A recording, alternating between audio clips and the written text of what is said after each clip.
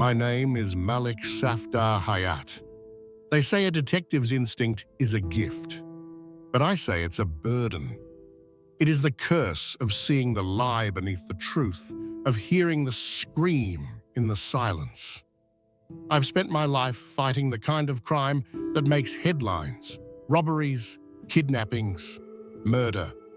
But the most terrifying cases are the ones where the storm is hidden beneath a calm sky, where the murderer is not a stranger in the night, but a familiar face. This is the story of Undi, the storm no one saw coming. The case arrived on my desk on a day just like this, a day of quiet, unrelenting rain. The call was simple. A man had died in his sleep.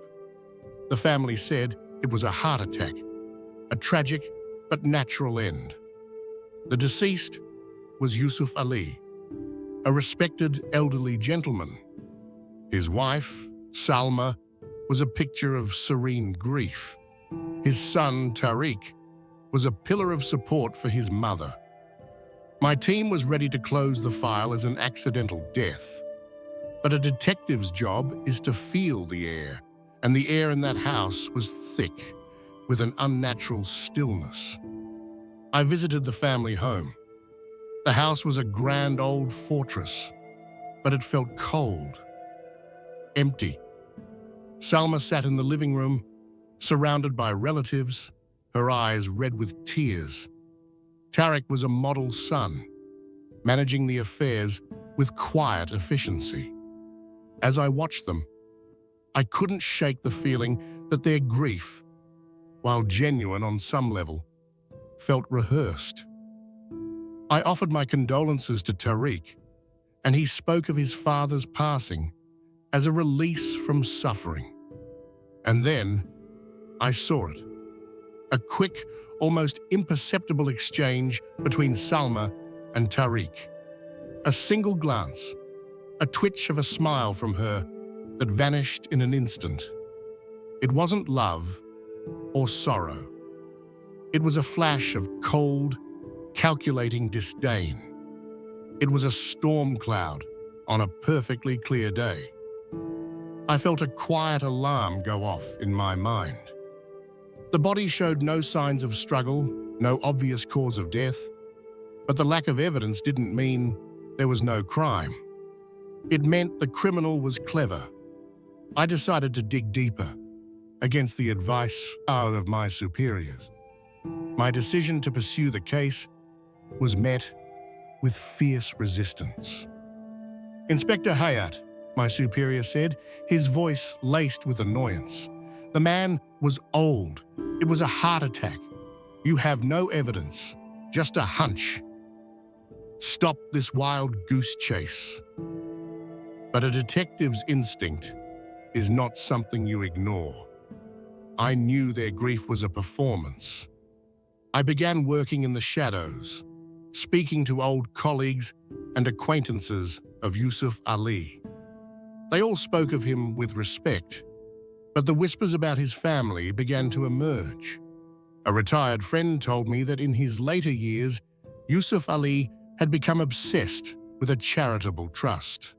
He had planned to sell a large piece of his ancestral land, a piece of land his family was convinced was theirs, and use the money for it. This was an idea he had spoken about frequently. My investigation led me to the details of the will. My hunch paid off. The will stated that upon his death, all his assets would be divided equally between his wife and his son. But there was a codicil, a small but important change made in the last year of his life. The codicil stated that if the land was sold, the money would go directly to the trust, leaving only a small sum for his family. This new information was a complete contradiction to what the family had told me. I now had a motive: greed. The stillness I had witnessed was a calculated performance. They were not mourning a husband and a father, they were mourning a fortune they believed was slipping through their fingers. The storm was gathering.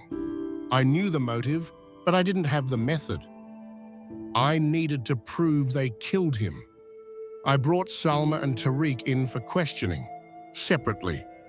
My approach was not to accuse, but to ask questions that would force them to reveal the inconsistencies in their story. I spoke with Salma first. She maintained her composure, her grief a well-practiced mask. But as she spoke of her husband's medication, I saw her hand tremble slightly on her lap, a tiny, revealing tremor. Then I spoke with Tariq. He was even more composed than his mother. He spoke about his father's heart medicine with the detached authority of a doctor, but I saw it in his eyes.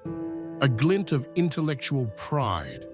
A man who believed he had outsmarted a system. I knew I had to find their mistake. My team, skeptical but loyal, returned to the house. I had them go through everything, looking for a meticulously concealed crime. They found nothing, but I insisted they go back and check every single medicine bottle in the cabinet, every single pill. Finally, my hunch paid off. One bottle of Yusuf Ali's heart medication looked different.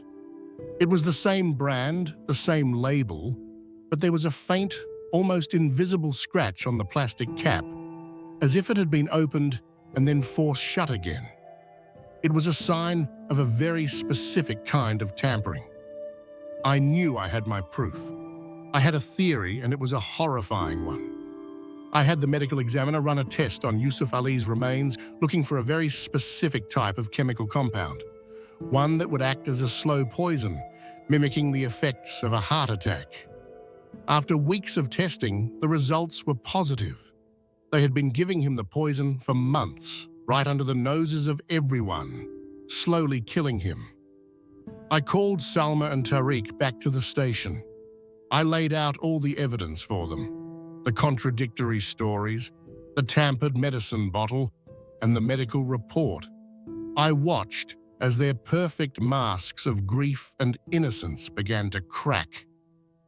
Salma broke first.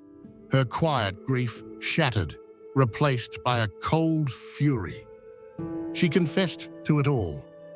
She had been married to a man who had lived too long, a man who was going to give away the fortune she had spent a lifetime waiting for. Tariq, the brilliant son, had found the chemical compound that would mimic a heart attack. They worked together, meticulously, calmly. The storm had not just been a single act of violence. It had been a slow-burning plot, festering over months, driven by greed and a desperate need to control their own destiny. The case of Andy taught me that a storm can be brewing in the most peaceful of places. A calm exterior can hide a maelstrom of greed and betrayal.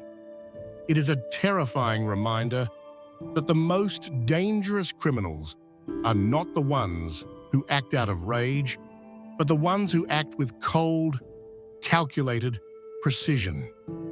And that the most shocking crimes are the ones that are planned not in a moment of fury, but in a quiet, still room, away from the prying eyes of the world.